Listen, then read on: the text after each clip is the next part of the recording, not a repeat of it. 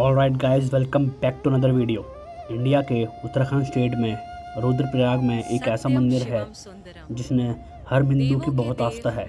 जी हाँ, मैं बात कर रहा हूँ केदारनाथ मंदिर की, जिसमें शिव जी खुद विराजमान हैं। ये मंदिर जो 12 ज्योतिर्लिंगों में से एक है शिव जी का। केदारनाथ मंदिर गढ़वाल हिमालय के मंदाकिनी नदी के पास है।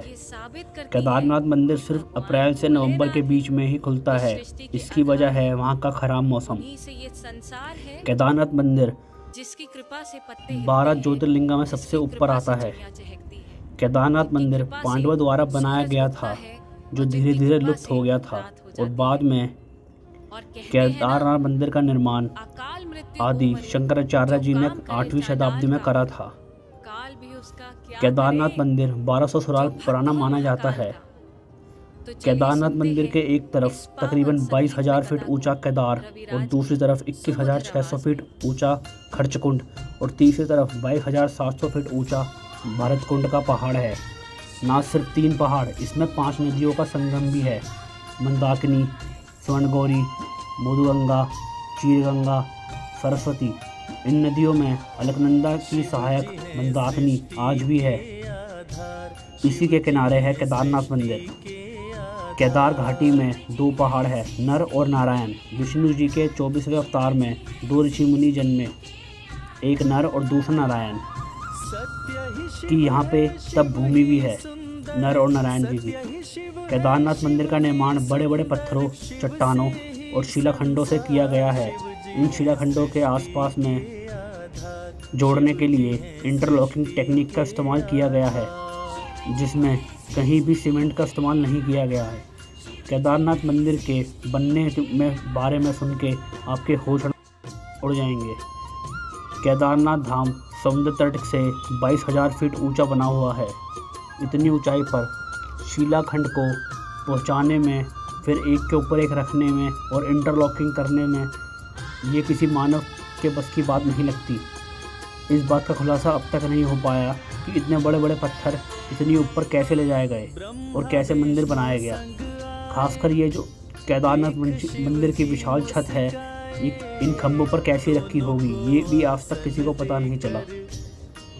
अब मैं बताता हूँ आपको केदारनाथ मंदिर के शिवलिंग की स्थापना और कैसे कारण हुई। जब महाभारत युद्ध में पांडवों पर अपने भाइयों और सगे संबंधों को मारने का दोष लग गया था, तो शिवजी पांडवों से खुश नहीं थे। श्री कृष्ण जी ने पांडवों से कहा कि वह शिवजी से क्षमा मांगे, मगर शिवजी पांडवों को क्षमा करना नहीं चाहते थे। इसलिए जब पांडव शिवजी से मिलने पहुँचे तो शिवजी पांडवों से मिलना नहीं चाहते थे, तो उन्हें शिवजी ने बैल यानी नंदी जी का रूप धारण कर लिया और पहाड़ों के बीच महाद्वेश में छिप गए। लेकिन गदाधारी भीम ने उन्हें देखते ही पहचान लिया था। भगवान शिव जी के दर्शन के लिए पांडवों ने एक योजना बनाई। भीम ने विशाल रूप धारण करके अपने दोनों पैर कैलाश पर्वत के दोनों तरफ फैला दिए। सभी पशु भीम के पैरों से नीचे से गुजर गए, लेकिन बैल के रूप में शिवजी भीम के पैरों के नीचे से नहीं निकले। तो फिर भीम ने शिवजी को पहचान कर बैल को पकड़ना चाहा, लेकिन वह धरती में समाने लगे। तब भीम ने बैल को पीछे से पकड़कर बहुत कस के पकड़ लिया पीछे से। भगवान शिव जी पांडवों की भक्ति से बहुत खुश होकर पांडवों को दर्शन देकर पाप मुक्त कर दिया। तभी से भगवान शिव जी यहाँ बैल की पीठ की आकृति के रूप में पूजे जाते हैं। माना यह जाता है कि इस बैल का मुख नेपाल में निकला है हुआ है, जहाँ भगवान शिव जी की पूजा पशुपतिनाथ के रूप में की जाती है।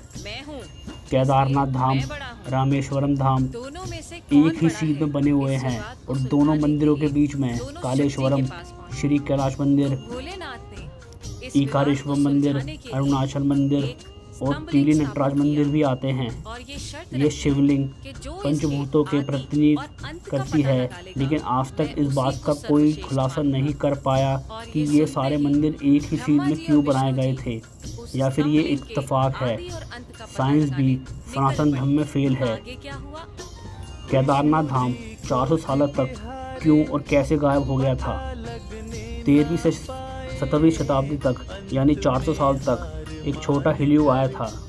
जिसमें हिमालय के बड़ा हिस्सा बर्फ़ से ढक गया था, उसमें ये केदारनाथ मंदिर का हिस्सा भी था। वैज्ञानिकों के अनुसार केदारनाथ मंदिर के दीवार में आज भी उसके निशान देखे जा सकते हैं। दरअसल केदारनाथ मंदिर का ये इलाका छोरीबरी ग्लेशियर का हिस्सा है। साइंटिस्ट का मानना है कि ग्लोबल वार्मिंग की वजह से ग्लेशियर पिघल रहे हैं और पहाड़ खिसक रहे हैं, तो आगे भी ऐसा कुछ हो सकता है। केदारनाथ धाम का अगला रहस्य उसका दीपक। दोस्तों, केदारनाथ धाम के साथ साथ इसका दीपक में भी बहुत रहस्य हैं। आपको विश्वास नहीं होगा, यह दीपक 6 महीने तक नहीं बुझता। दीपावली महेपर के दूसरे दिन शीत ऋतु के मंदिर के द्वार बंद कर दिए जाते हैं। 6 महीने तक मंदिर के अंदर दीपक जलता रहता है। पुरोहित समान के साथ पट बांध करके भगवान के विचले एवं धरती में 6 महीने तक पहाड़ के नीच ओखी मठ में ले जाते हैं। 6 महीने बाद जब वह केदारनाथ मंदिर के द्वार खोलते हैं, तब केदारनाथ धाम की यात्रा शुरू होती है। 6 महीने तक मंदिर में कोई नहीं जाता, लेकिन चौंकाने वाली बात यह है कि 6 महीने तक दीपक भी जलता रहता है और निरंतर पूजा भी होती रहती है। और मज़े की बात यह है कि साफ सफाई भी होती रहती है मंदिर में। जो जैसे छोड़ के गए थे केदारनाथ मंदिर, जब उसके द्वार खुलते हैं वहाँ सब कुछ वैसा ही मिलता है। आखिर क्यों और कैसे लुप्त हो जाएगा केदारनाथ धाम? पुराणों के अनुसार ऐसा माना जाता है कि जिस दिन नर और नारायण पर्वत आपस में मिल जाएंगे, उस दिन केदारनाथ धाम का रास्ता बंद हो जाएगा और तब आप केदारनाथ जी के दर्शन नहीं कर पाएंगे। पुराणों के अनुसार केदारनाथ धाम बंद होने के बाद एक नया तीर्थ अपने आप उत्पन्न होगा। केदारनाथ में मौजूद भीमशिला का रहस्य। 2013 में केदारनाथ में ऐसी बाढ़ के बारे में कोई नहीं, सब जानते हैं। ये अपने आप में इतनी भयानक थी कि लगभग 6000 से ऊपर लोगों की मृत्यु हो गई थी और केदारनाथ जाने के मार्ग पूरी तरह से तहस नहस हो गए थे। चौंकाने वाली बात यह है कि केदारनाथ मंदिर को कुछ भी नुकसान नहीं हुआ था।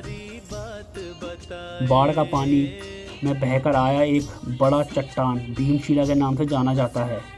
2013 में ये पानी जब केदारनाथ मंदिर की तरफ बढ़ रहा था, तो उसके साथ ये भीमशिला भी चट्टान भी बहती हुई मंदिर की तरफ आ रही थी और मंदिर के पीछे आकर रुक गई थी। और बाद में भीमशिला की तरफ जो पानी आ रहा था बाढ़ का, वो भीमशिला से टकराकर 2 भागों में बट गया और मंदिर की दोनों तरफ से निकल गया और इस कारण मंदिर को कुछ भी नुकसान नहीं पहुंचा। ये एक चमत्कार थे जिससे पूरी दुनिया ने देखा है और सबके होश उड़ गए थे।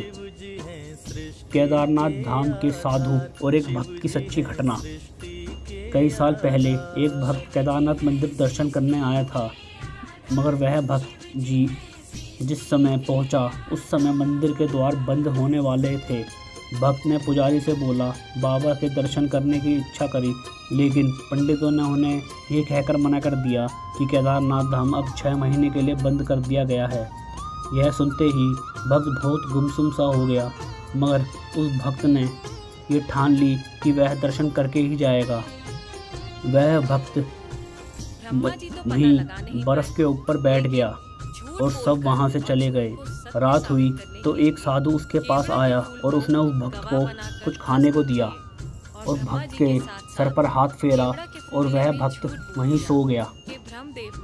जैसे ही उठा अगले दिन भक्त वो तो देखा उसने कि पंडित जो है केदारनाथ मंदिर का द्वार खोल रहे हैं।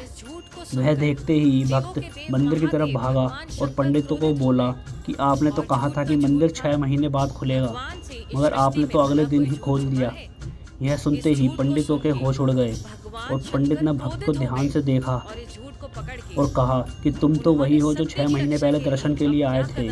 तो फिर उस भक्त ने बोला, मैं वही हूँ जो आपसे कल ही द्वार बंद कर रहे थे, तो 6 महीने की बात कहाँ से बोल रहे हो?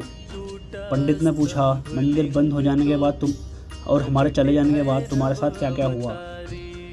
तो फिर भक्त ने बताया कि जब सब चले गए तो मुझे रात को एक साधु ने एक फल दिया और उन्होंने मेरे सर पे हाथ फेरा और मैं वहीं सो गया। और मैं अगले दिन देखता हूँ तो आप केदारनाथ का द्वार खोल रहे हैं।